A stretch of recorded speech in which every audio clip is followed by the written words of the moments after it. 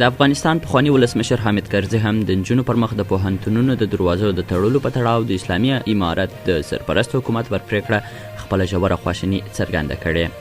ښاغلي کرزي پرون په څو ټویټونو کې ویلي چې د هېواد پرمختګ، آبادي او ځان بساینه د دې خاورې د هر بچي، نجونو او هلکانو په تعلیم او زده کړې پورې تړلې. د امریکا متحده ایالاتو، اروپایي ټولنې او د 11 هیوادونو د بهرنیو چارو وزیرانو په یوه ګډه اعلامیه کې د ښځو پر مخ د پوهنتونونو د دروازو د تړل کېدو په تړاو د اسلامي امارت پرېکړه غندلې. د امریکا د بهرنیو چارو وزارت لخوا خپره سوې دغه اعلامیه کې ویل سوي چې د افغان نجونو او ښځو پر وړاندې د اسلامي امارت دغه ځپونکي اقدامات بې رحمانه او سیستماتیک دي.